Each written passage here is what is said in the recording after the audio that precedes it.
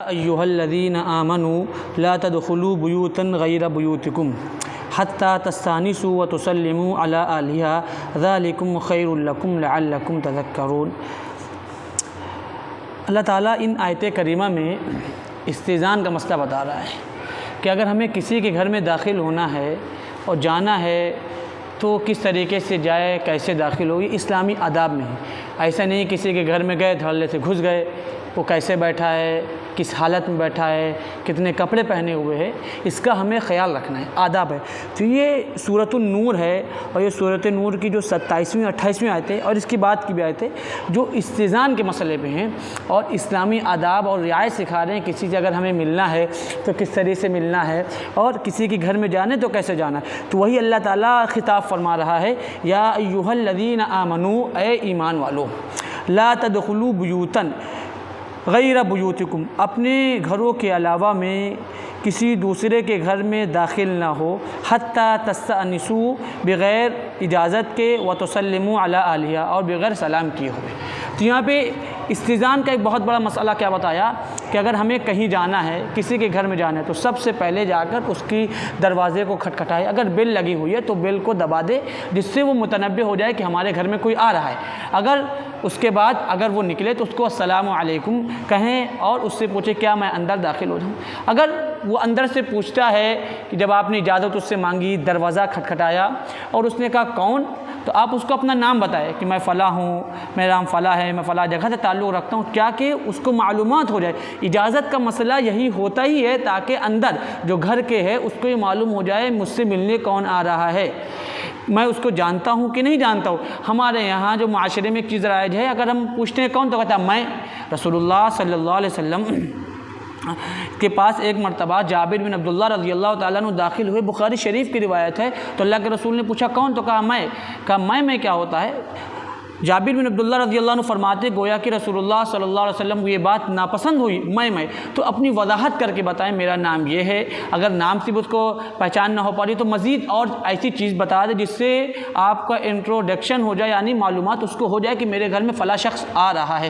اب رہی بات یہ کہ استئذان کیسے حاصل کیا جائے، کیا اس کے دروازے کو بالکل توڑ دیا جائے کہ ہلا دیا جائے، اکھاڑ کے الگ رکھ دیا جائے؟ ایسا نہیں ہے، مطلب جائیں تو ایسے کھٹکھٹائیں کہ کسی دوسرے کو تکلیف نہ ہو اور جو اندر ان کو پتہ بھی ہو جائے۔ جس طرح رسول اللہ صلی اللہ علیہ وسلم اگر مسجد میں داخل ہوتے یا گھر کے اندر داخل ہوتے تو اس طریقے سے سلام کرتے کہ جو بیدار ہوتے وہ سن لیتے، یا جو قرآن مقدس کی تلاوت نہیں کر رہے ہوتے وہ سن لیتے، اور جو بیدار نہ ہوتے، سو رہے ہوتے یا آرام کر رہے ہوتے تو ان کو تکلیف نہ ہوتی۔ یہ اجازت ہے۔ اب دوسرا مسئلہ یہ رہا کہ اجازت لینے کے بعد کھڑے کہاں پر ہوں، کیا دروازے کے بالکل سامنے کھڑے ہو جائیں؟ نہیں، یہ بھی منع ہے۔ رسول اللہ صلی اللہ علیہ وسلم نے کہا دروازے کے بالکل سامنے نہ کھڑے ہو، دائیں جانب کھڑے ہو جائیں یا بائیں جانب کھڑے ہو جائیں، کیونکہ اصل جو اجازت ہوتی ہے وہ آنکھ کی ہوتی ہے، نگاہ کی ہوتی ہے۔ انما الاستئذان من النظر، کیوں آنکھ اسی وجہ سے اجازت طلب کی جاتی ہے۔ آپ کسی کے گھر میں تاک جائیں، جھانک لیں اور اس کے بعد اجازت مانگیں تو اس کا کوئی مطلب ہی نہیں، جہاں تک کہ آپ کی نگاہیں گئے گویا کہ آپ وہاں تک داخل ہو گئے۔ تو قرآن نے صاف کہہ دیا کہ بغیر اجازت کے اور بغیر سلام کیے ہوئے داخل ہی نہ ہوں۔ تو سب سے پہلے جائیں تو اپنی نگاہوں کو نیچا رکھیں اور دائیں بائیں کھڑے ہوں اور اپنی نگاہوں کو تاکہ جھانکی نہ کریں، کیونکہ قرآن مقدس نے منع فرمایا کہ ولا تجسسوا، تجسس میں نہ رہو، ایک دوسرے کے تجسس میں، وہ کیا کر رہا ہے، فلاں کیا کر رہا ہے، فلاں کہاں جا رہا ہے، فلاں کس سے ملا، گھر میں کیا کر رہا ہے، اس کی شرعی ممانعت ہے۔ رسول اللہ صلی اللہ علیہ وسلم نے فرمایا کہ اگر کوئی شخص تمہارے گھر میں بغیر اجازت کے داخل ہو جائے یا نگاہیں داخل کرے اور تم چاہتے نہیں ہو کہ وہ تمہیں دیکھے تو تمہیں حق ہے تم اس کی نگاہوں کو پھوڑ دو، اس کی آنکھوں کو پھوڑ دو۔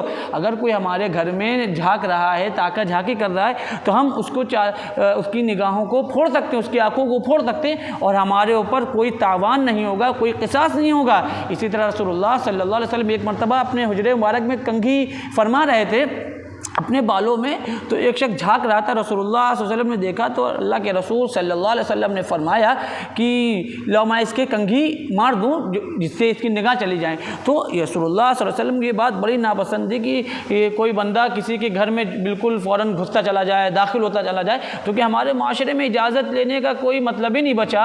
اب گویا کہ اس کو ہم اسلامی آداب نہیں سمجھتے، یہ بڑے اسلامی آداب ہیں، یہ اہل علم کو بھی سمجھنا چاہیے، پڑھے لکھے لوگوں کو بھی سمجھنا چاہیے کہ یہ جائز جائز نہیں ہے کہ بغیر اجازت کے کسی گھر میں دھڑلے سے گھس کر جا کے بات چیت کرنے لگے۔ پہلے اس کو بتانا چاہیے، اپنا انٹروڈکشن کرانا چاہیے، اپنا پتہ بتانا چاہیے، اس کے بعد سلام کرنا چاہیے، اس کے بعد اندر داخل کرنا چاہیے۔ کیوں اللہ کیا فرما رہے ہیں؟ ذالکم خیر لکم، یہ چیز تمہارے لیے بہتر ہے۔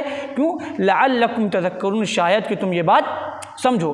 پھر اللہ آگے فرما رہے ہیں فَإِن لَّمْ تَجِدُوا فِيهَا أَحَدًا، اگر اس گھر میں تم کسی کو نہ پاؤ، کوئی نہیں ہے، فَلَا تَدْخُلُوهَا، تو اندر داخل مت ہو جب تک اجازت نہ دے دی جائے۔ وہاں گئے، آپ نے کسی کو نہیں پایا تو آپ داخل نہ ہو جائیے کہ کوئی نہیں، لاؤ بیٹھ جائیں جا کے۔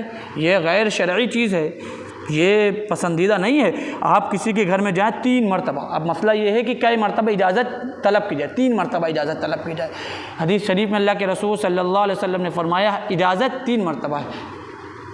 اذا استأذن احدکم ثلاثا فإن لم يؤذن فلیرجع، تم میں سے جب کوئی شخص اجازت مانگے تو 3 مرتبہ اجازت مانگے، اگر اجازت نہ ملے تو وہ لوٹ کر چلے جائے۔ کسی کے گھر گئے، ایک بار کھٹکھٹایا، رکے، پھر دوبارہ کھٹکھٹایا، پھر رکے، تیسری بار کھٹکھٹایا، رکے۔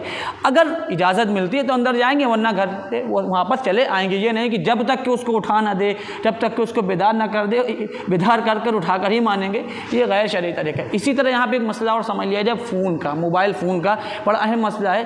کسی بندے سے اگر ہمیں فون کرنا ہے تو ایک مرتبہ میں 3 مرتبہ سے زیادہ فون نہ کرے، کیونکہ اس حدیث سے پتہ چلتا ہے کہ رسول اللہ صلی اللہ علیہ وسلم نے فرمایا ہے کہ اجازت 3 مرتبہ ہے۔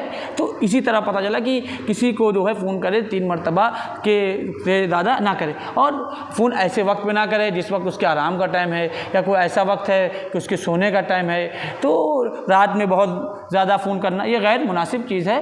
ہاں البتہ کوئی ایسا شخص ہے جس سے اس کی دوستی ہے اور تکلفانہ تعلق ہے، تو وہ بے تکلف تعلق ہے، تو اس سے کوئی دقت نہیں، اس سے بات کرے، فون کرے تو کر سکتے ہیں۔ تو کسی کے گھر میں جانے 3 مرتبہ اجازت لے لے، اس کے بعد داخل ہو۔ چونکہ رسول اللہ صلی اللہ علیہ وسلم ایک مرتبہ سعد بن عبادہ رضی اللہ تعالیٰ عنہ کے گھر ہے، آپ نے سلام کیا، السلام علیکم، آواز نہیں آئی، پھر دوسری بار سلام کیا، پھر اندر سے اجازت نہیں، تیسری مرتبہ پھر کیا، پھر اجازت نہیں ہے، تو آپ چلنے لگے۔ تو سعد بن عبادہ رضی اللہ تعالیٰ عنہ باہر نکل کر آئے، جب اللہ کے رسول جانے لگے، کہا اللہ کے رسول ہم آپ کا سلام سن رہے تھے، لیکن ہم جواب بھی دے رہے تھے، لیکن ہم یہ چاہ رہے تھے کہ آپ کا سلام ہمارے اور ہمارے گھر والوں پر زیادہ ہو جائے، اس لیے ہم یہ جواب نہیں دے رہے تھے، ہمارا دل چاہتا تھا کہ آپ ہمارے پاس سلامتی زیادہ بھیجیں۔ اس حدیث سے پتہ چلا کہ اجازت 3 مرتبہ ہے۔ کیوں؟ قرآن کہہ رہا ہے وَإِن قِيلَ لَكُمُ ارْجِعُوا، اگر تم سے کہہ دیا جائے ارجعوا، لوٹ جاؤ، تو فرجعوا، تو لوٹ جاؤ۔ اگر کوئی بندہ کہہ دے میں بھی ملاقات آپ سے نہیں کر سکتا، یا میں مشغول ہوں، یا میں بزی ہوں، تو بندے کو چاہیے کہ فوراً لوٹ جائے، برا نہ مانے کہ مجھے لوٹا دیا، میں تو فلاں ہوں، میرا یہ مقام، میرا یہ مرتبہ، تعلقات ختم کر دیا، رشتہ داری ختم کر دی، غیر شرعی چیز ہے۔ گویا کہ رسول اللہ صلی اللہ علیہ وسلم خود واپس آ رہے ہیں، افضل الانبیاء والمرسلین واپس آ رہے ہیں، خاتم النبیین واپس آ رہے ہیں، کہاں؟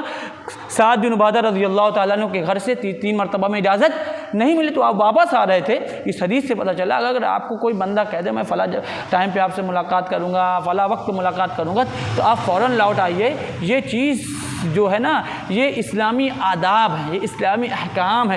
گویا کہ ہر وقت انسان تیار نہیں ہوتا ملاقات کے لیے، اس کی کوئی پریشانی ہو، اس کی کوئی مصیبت ہو، اس کی کوئی تکلیف ہو سکتا ہے وہ بیمار ہو سکتا ہے اس کا کوئی عذر ہو، وہ آپ سے ملاقات کرنے کے لیے تیار نہ ہو، کیونکہ ہر وقت انسان کے حالات ایک جیسے نہیں رہتے۔ پھر قرآن کا حکم قیل لکم ارجعوا فرجعوا، جب تم سے کہا جائے لوٹ جاؤ تو لوٹ جاؤ، ہوا ازکا لکم، یہ تمہارے لیے زیادہ مناسب ہے۔ واللہ بما تعملون علیم، اور اللہ تعالیٰ خوب جانتا ہے جو کچھ تم کر رہے ہو۔ تو یہ مسئلہ ہے کہ انسان کو جب کسی کے گھر میں داخل ہونا چاہیے اور کہیں جانا چاہیے تو اس کو چاہیے کہ داخل ہونے سے پہلے اجازت طلب کر لے، دائیں بائیں کھڑے ہو، سامنے نہ کھڑے ہو، اپنی نگاہوں کو نیچے رکھے، اور دائیں جب کسی گھر میں بیٹھے تو دائیں بائیں نہ جھانکے۔ کیوں؟ کیونکہ یہ ایک اسلامی احکام ہیں جو ہمیں اجازت لینے کے تعلق سے بتائے گئے ہیں۔ قرآن نے ان احکام کو پھر حدیث رسول صلی اللہ علیہ وسلم نے پوری طریقے سے بتا دیا کہ جب صحابہ اللہ کے رسول صلی اللہ علیہ وسلم کے پاس داخل ہوتے تو اجازت لیتے۔ ایک شخص اللہ کے رسول صلی اللہ علیہ وسلم سے اجازت لے، علی کیا میں گھس جاؤں؟ تو اللہ کے رسول اپنے غلام سے کہا جاؤ اس کو اجازت سکھاؤ کہ اجازت کیسے لی جاتی ہے۔ اس نے جا کے ان کو سکھایا، بتایا کہ تم یہ کہو ادخل، کیا میں داخل ہو جاؤں؟ تو وہ شخص جو ہے باہر سے کہا، اس نے ادخل کا میں داخل ہو جاؤں۔